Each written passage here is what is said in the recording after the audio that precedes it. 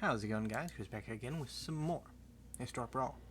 Today, we're checking out Ms. Niv-Mizzet the Supreme again, because the new anthologies gave us some new...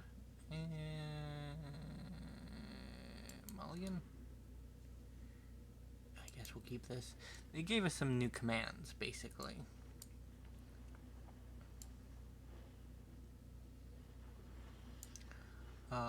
Not commands, charms. The older version of commands.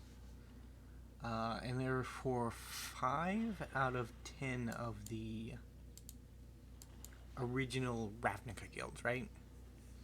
They're still the Ravnica guilds, but, you know, original felt like it was necessary in that sentence for some reason. Ew, an iconoclast. I don't want to see that, bro. Let's just not do that. Let's just not.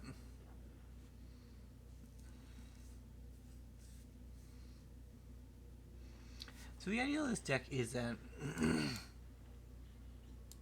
Niv-Mizzet likes charms.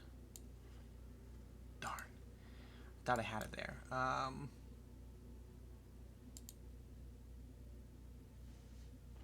Maybe I did have it.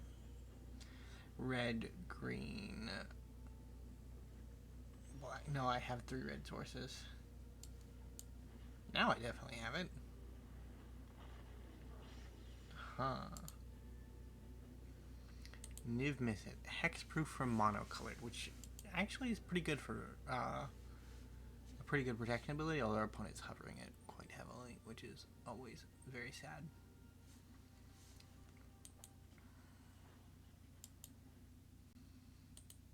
I don't think you're going to get much use out of him. You might. Just some further protection.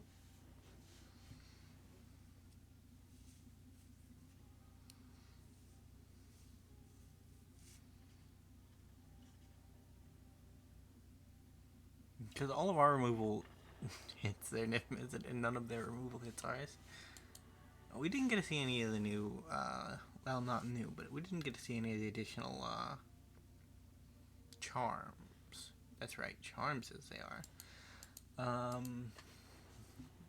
Golgari Charm is here.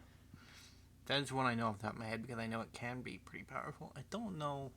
Did we get a Rakdos Charm? We got at least one other black-based charm. Because I considered building a different version of this deck that was an Aragon-based charm deck. And the reason for that is because Aragon... A, I've ran into Aragon charm decks, and they seem kind of cool, and B, they allow us to use the charms from,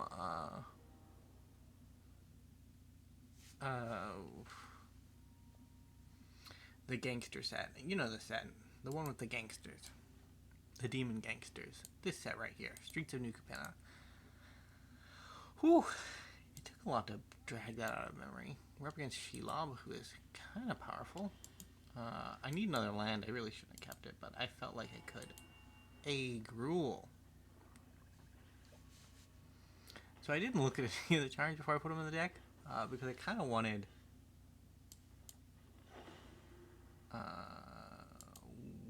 we'll just wait here.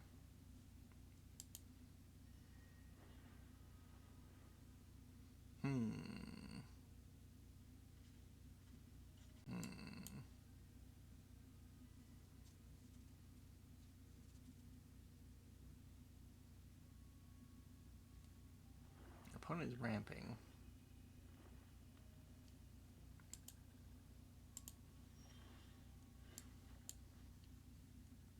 I don't play my Burnished Hart. He's a good boy. Mount Doom. I play you because you produce mana. You don't have to ask me if I want it or not. I do.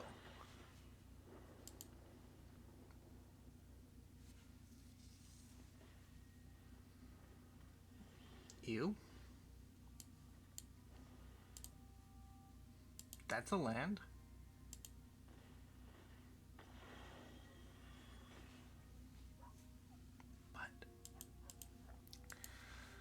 GG opponent. Gods. that's a good way to start off a video. We've lost twice in 2 minutes. Have we lost twice? I feel like... No, we won the first one. We won the first one. Okay, yeah. But we punted away the second game. We kept a shady opening hand too, so...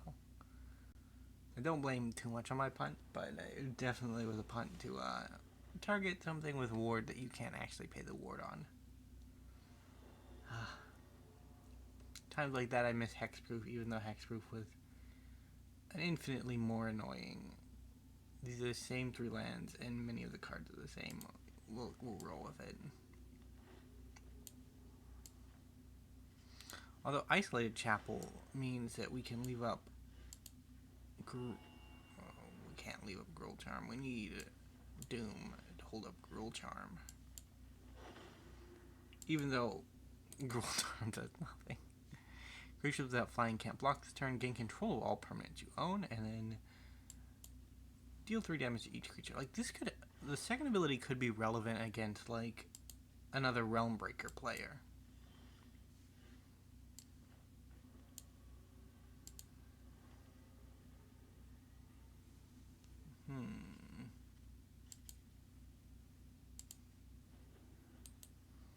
Prevent all damage target instant sorcery would deal this turn. God, I hope there's a charm for that. Wow.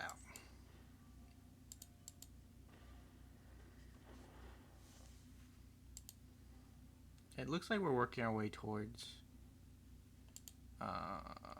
Casualties of War. So we have 2 green, 2 black, and then we just need an additional mana, and we can go about it.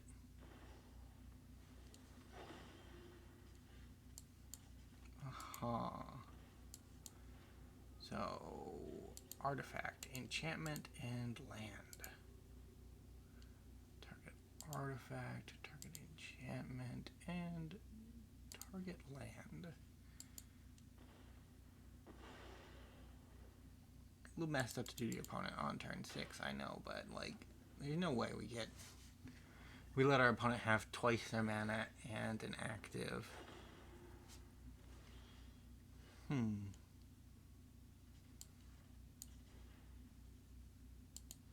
Come on, Mount Doom.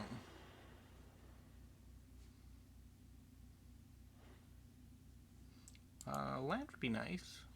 Tyrite Sanctum is a land.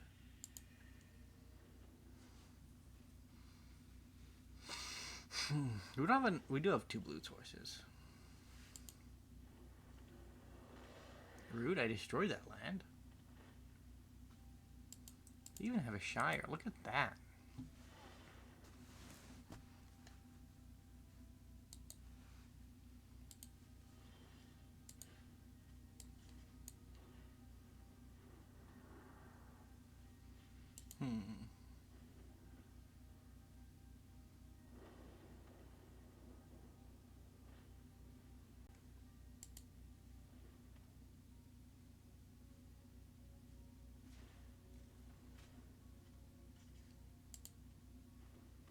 Ouch.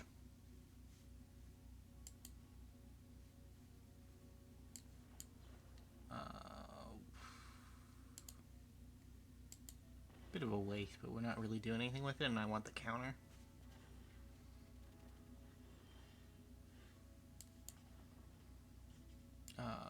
Target opponent sacrifices that.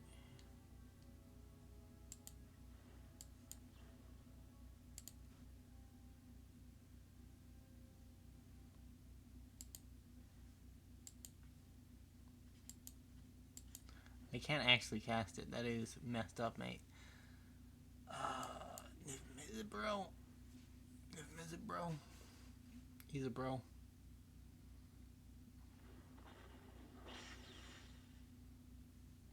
And I guess we'll just play a rock. They have a counterspell that in their hand, I'm pretty sure. And I was 90% sure it was one that says counter target spell unless the target opponent plays 2 mana. be my guess, honestly, but we don't know offhand, right? Like, we don't know. You.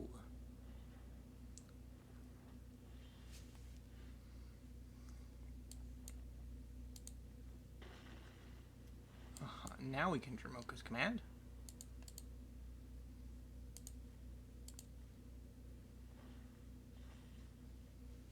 What do you think, opponent? You're an artifact.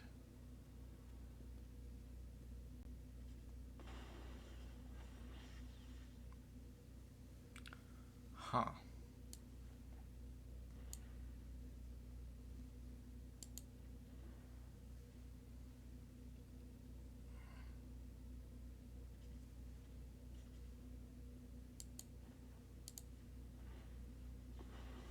I can just draw land. I did. But that's not what I actually needed.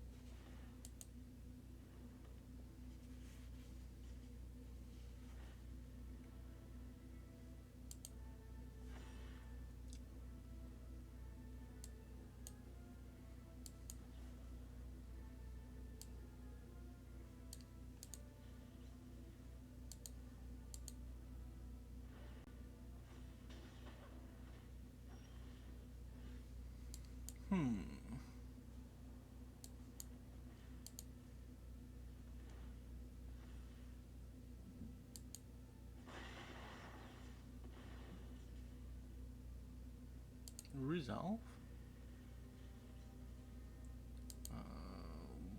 Black. No. Green.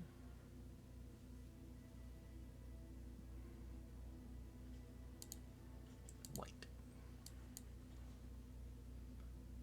Counter.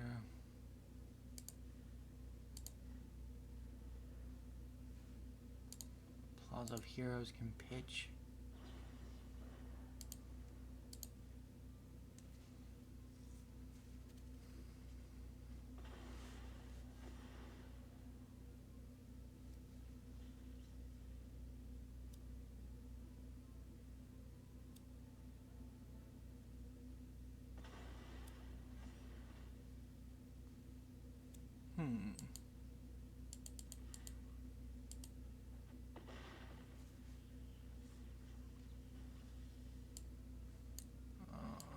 Yeah, I think we win okay. That was a pretty close battle with shrines. I didn't expect that because I didn't think I'd have enough. Like, I knew that charms are versatile enough that there probably was enchantment removal in there somewhere, but I didn't think I'd have enough of it to actually get the job done. And it just kind of goes to show how powerful Niv-Mizzet, allowing you to double cast your spells, can be, right? Like, that's really quite nice. We do have to free mull this because that's a terrible hand. This is better, but it's not great. It guarantees us at least 3 mana, although it doesn't let us cast anything until we find our 3rd mana source, which happens to be Zounder's Land, which is actually nice. It's nice enough, mate. It should get the job done, because it gives us another blue source, and it gives us the ability to cast Key to the Archive on curve.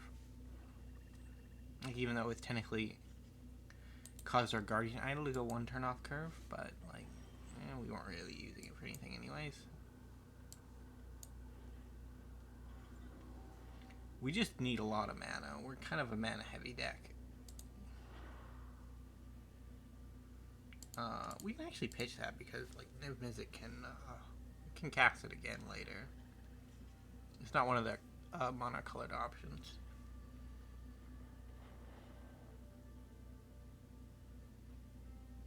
We do have to counter the shielded, the Whispering one, whenever she comes down.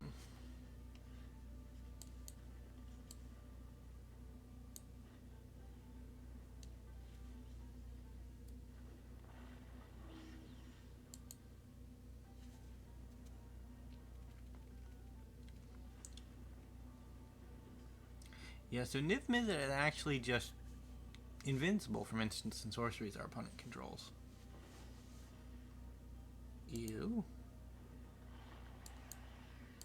Go away.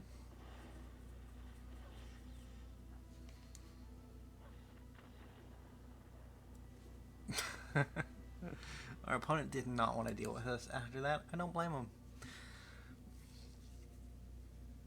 We were literally going to do that every time they cast their commander anyways, so them checking out, it's 100 free gold, right? We'll do one more, because we've kind of had a rocky video with having actual matches. Because our first was a early concede, where our opponent realized that their Niv-Mizzet was not as good as our Niv-Mizzet. Our second one, we early conceded because we kind of punted the game away. And then we had a good game against Shrines. And then we trashed Shelob by accident. We weren't planning on trashing Shelob, but we did. Izzet Charm is one of the new ones, and this one's actually really good too. Like, it's really good. It lets you counter non-creature spells, it can remove a creature, and it can filter your hand. Like, those are some good stats on a card, bro. Like, I would be proud to put this in my deck.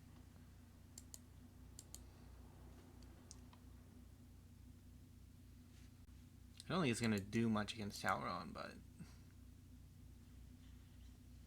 Oh, our poor opponent. Delft is mana screwed. They even have the cool Gandalf sleeves.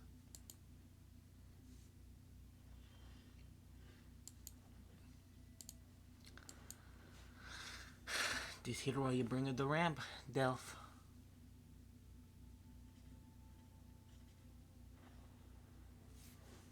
You're gonna draw me a card for my trouble. I would pay 4 mana for a card draw and an additional land. Probably getting a black source. I don't have one. Well, it's bad. Whatever. We'll get another green source. We might Bloodbraid into something. Yeah, our opponent's done. 5-2 is not very fair. To one of the mechanical downsides of Magic the Gathering, right? Like, if the board state reaches a condition such as this one, there's very little our opponent can actually do to come back. Like, there are niche scenarios where it's worth sticking in there because you can equalize in some way, but, like, the hole's already dug. It's a bit too late. Either way, thank you guys so much for watching. If you did enjoy, remember to leave a like, subscribe to the channel, and I will see you in the next episode. Bye for now.